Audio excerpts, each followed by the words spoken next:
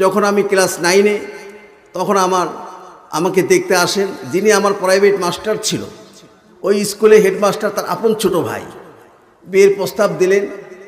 তখনই আমি বোরকা পরতাম। দেখতে আসলেন, দেখার পরে কথাবার্তা শেষ হলো, কিছু গার্জিয়ান চলে গেলেন, কিছু গার্ডিয়ান থেকে গেল। আমার বিয়ে ঠিক হয় নোয়াখালীতে, তারা থাকতেন ঢাকায়। বিয়ে শাদী ব্যবস্থা হয়ে গেল, শ্বশুরবাড়িতে চলে আসলাম। শ্বশুরবাড়িতে আসার পরে আমার শাশুড়ি হুঙ্কার করে গালাগালি করে যাচ্ছে। আমার কথা কি বোঝা যাচ্ছে আপনাদের? গালাগালি করে যাচ্ছে, তোমার ভাই বোন কৌশল করে আমার ছেলের সাথে বিয়ে দিয়েছে, এই সংসার তুমি কিভাবে করবে এটা আমি দেখব। হাতের কাছে যা পেত তাই দিয়ে আমাকে আঘাত করতেন, যখন তখন প্রতিটি কাজে আমাকে দোষ খুঁজতেন। এই অবস্থায় আমার বড় ছেলে হয়ে যায়। মেজো ছেলে যখন আমার গর্বে, তখন আমার সাহেব বিদেশে কানাডায় চলে যায়।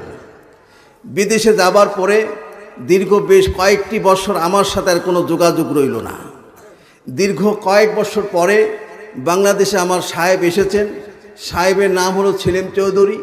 উনি আসলেন, আসার পরেই আবার শুরু হয়ে গেল অনেক ধরনের অনেক কথা, অনেক বাধা অতিক্রম করে আমাকে বিদেশে নিয়ে উনি চলে গেলেন। সেখানে থাকা অবস্থা আমার একটি মেয়ে হয়, দোতলা, পাশে আপনার জানালা।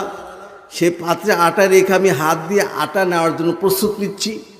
আমার হাতের সাথে বেঁধে পাত্রখানি বেঁকা হয়। পাত্রখানির পাশে দেখতে পাচ্ছি একটি সাপ। সাপের মাথায় লেখা ছিল আল্লাহু, লেখা ছিল কালিমা লা ইলাহা ইল্লাল্লাহ মুহাম্মাদুর রাসূলুল্লাহ, কালিমা লেখা ছিল। আমি সাপের দিকে তাকিয়ে আছি। আমার রুটি পরে ছাই হয়ে যায়। আমার শাশুড়ি রান্নাঘরে প্রবেশ করে।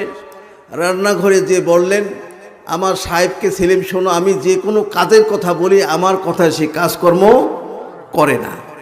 আমাকে ধাক্কা দিয়ে ফেলে এক চুলায় ভাত, ফুটান্ত ভাতের পাতিল আমার গায়ের উপর ফেলে দেওয়া হলো। গরম তাওয়া আমার পিঠের উপর ধরে রেখেছে। তখন এই অবস্থায় আমি সিজদায় পড়ে আল্লাহর দরবারে প্রার্থনা করি। ওনার পায়ের জুতো দিয়ে আমার পেটের উপর আঘাত করলেন। আমি সে মাথা ঠোকাচ্ছি, হে আল্লাহ, আমি আর সহ্য করতে পারছি না। আমি যদি পুরুষ হতাম তাহলে অসহায় মেয়েদের সাথে কি আচরণ করতে আমি তোদেরকে শিক্ষা দিতাম। এই কথাটি মুখ দিয়ে বের হয়ে যায়। কথা কি বুঝতে পেরেছেন আপনারা? আল্লাহর কি মহিমা। এই অবস্থা আমাকে ঢাকা পিজি হাসপাতালে নিয়ে যাওয়া হয়। পিজি হাসপাতালে থাকা অবস্থায় 4 দিনে আমাকে রেখে বিদেশে চলে যায়। কে আমাকে দেখাশোনা করবে? ঠিক 7 দিনের দিনে আমার শাশুড়ি হাসপাতালে যায়।